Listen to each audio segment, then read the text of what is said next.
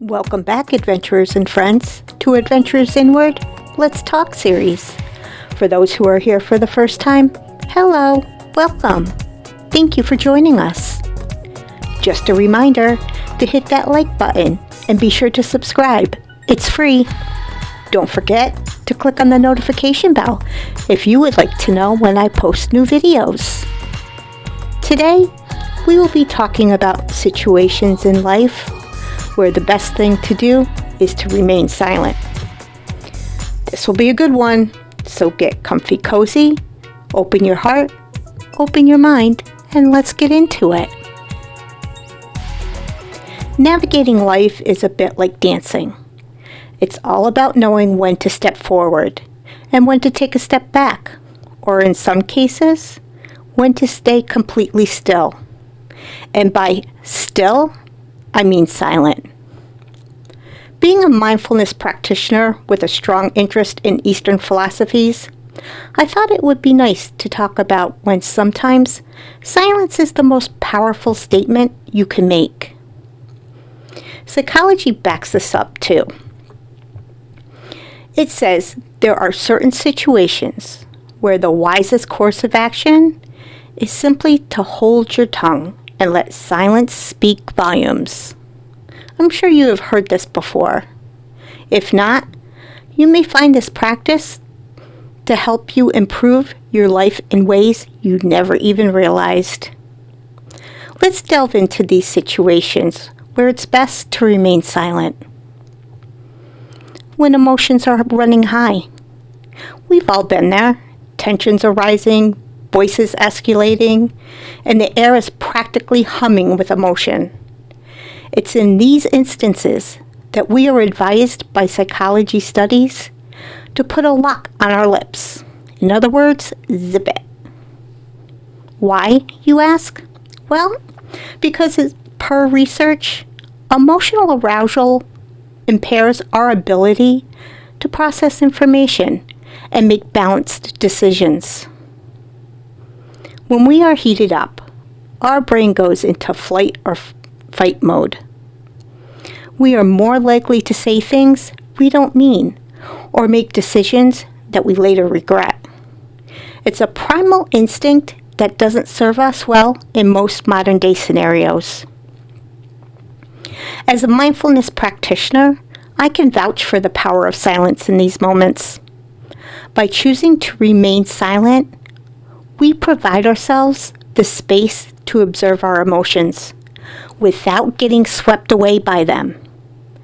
This is essentially the core of mindfulness, which is being present with what's happening without responding impulsively. So the next time you find yourself in a heated situation, take a deep breath and choose silence over words.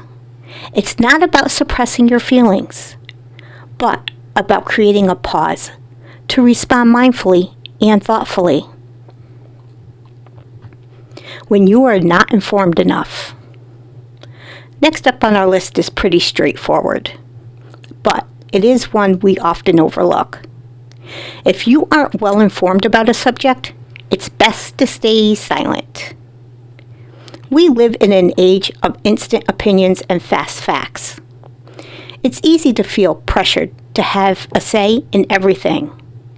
But let's be honest, that's not always the best approach. I've learned that the hard way. In my early days of exploring mindfulness, I would often jump into discussions with half-baked knowledge. I quickly realized that speaking without understanding only muddies the waters and confuses both me and whoever I'm conversing with.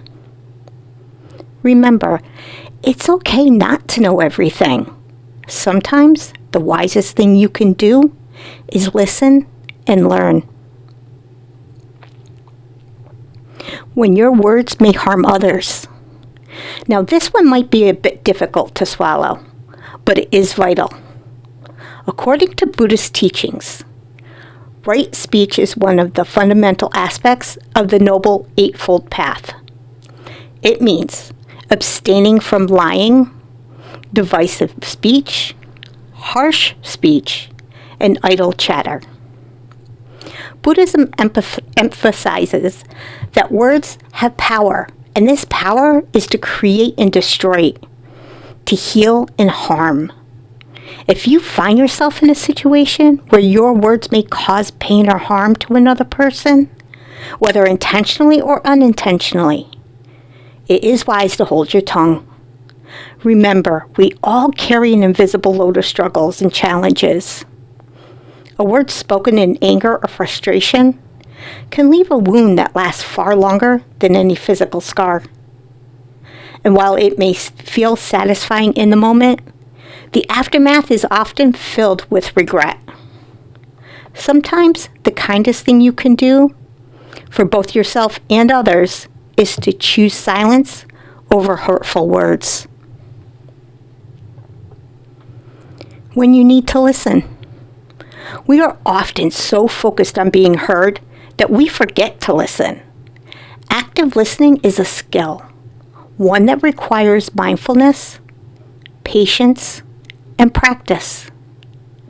Mindfulness encourages us to be fully present in each moment. And when we're engaged in conversation, being present means really listening to what the other person is saying, not just waiting for our turn to speak. In many situations, the best thing you can do is remain silent and simply listen. Whether it's a friend sharing their troubles, a colleague explaining a new concept, or a loved one expressing their feelings, your silent attention can speak volumes. It's not always about having the right words or the perfect response. Sometimes it's about offering a safe space for others to express themselves without interruption or judgment. This kind of mindful silence allows for better understanding, empathy, and connection. When you are practicing mindfulness, mindfulness is all about being fully present in the moment, and sometimes that means choosing to remain silent. This allows you to fully engage with your environment and your thoughts without the distraction of unnecessary conversation. In my journey with mindfulness, I have found that silence can be a powerful tool for personal growth. I learned this through a practice my Reiki master teacher had our group do. We had to remain silent for a specified time each day, getting longer as we went with each session. This included no phones or electronics. After each session, whether it was for 15 minutes, 30 minutes, an hour, even a full day, after that session, we wrote in our journals what we noticed, what we experienced, and how we felt about the impact it had on us. I learned an awful lot about myself, but more importantly, about my environment. And that includes those around me. This led me to practice periods of silence on a regular basis, which has connected me to my surroundings in ways that have enlightened my spirit to live a more meaningful life. The most powerful lesson I learned is that silence gives us the space to observe our thoughts without judgment or interruption. This self-awareness can lead to profound insights about ourselves and our lives. It allows us to understand our emotions better and manage stress more effectively, as well as cultivate a deep sense of inner peace. So if you are practicing mindfulness, or if you're interested in starting, I would encourage you to experiment with intentional periods of silence. You might be surprised at what you discover within the quiet.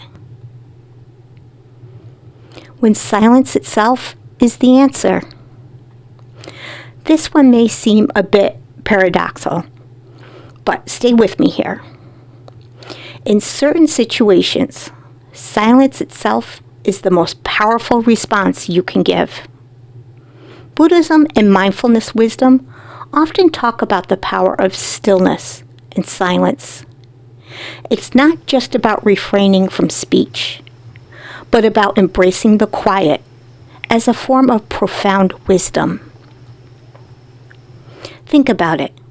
Have you ever asked a question to which there was no easy answer? Or found yourself in a situation where words felt inadequate? In such instances, choosing silence over forced words can communicate more than any speech. It acknowledges the complexity of the situation and respects the wisdom of the moment. So remember, sometimes silence isn't an absence of response. It is the response. When your words won't change the situation. There's a saying in Buddhism. If you propose to speak, always ask yourself, is it true? Is it necessary? Is it kind? But I'd like to add another question to that list. Will it make a difference? There are situations in life where words, no matter how eloquently spoken or well-intentioned, simply won't change the outcome. It could be a stubborn friend refusing to see reason, a bitter argument that's spiraling out of control, or a situation where the decision is already final. In these instances, speaking up might only serve to fuel the fire or cause unnecessary distress. It's a harsh truth, but an important one to recognize. Acceptance doesn't mean passivity or resignation, but recognizing reality as it is. It's about understanding that not everything is in our control or within our control, and that's okay. When you need to speak up. Wait, what? Stay silent when you need to speak up? I know, it sounds counterintuitive, but let me explain. In mindfulness practice, we learn the importance of intentional action, or in this case, intentional speech. This means that before we speak, we take a moment to pause and reflect on our words and their potential impact. If you're in a situation where you feel the urge to react immediately, perhaps you're upset or feel attacked, it's often wiser to stay silent for a moment. This pause gives you the chance to collect your thoughts, calm your emotions, and decide on the most mindful response. This doesn't mean you should stay silent indefinitely. Rather, it's about giving yourself the space to respond instead of react. So in essence, choosing silence initially can lead to more meaningful and effective communication in the end. It's not about avoiding difficult conversations, but approaching them with clarity and mindfulness. It's a subtle shift in perspective, but one that can significantly improve your interactions and relationships. So here's my final thoughts on this. Silence is power. Silence isn't always a sign of weakness or avoidance. In many situations, it can be a powerful tool for mindfulness, self-reflection, and effective communication.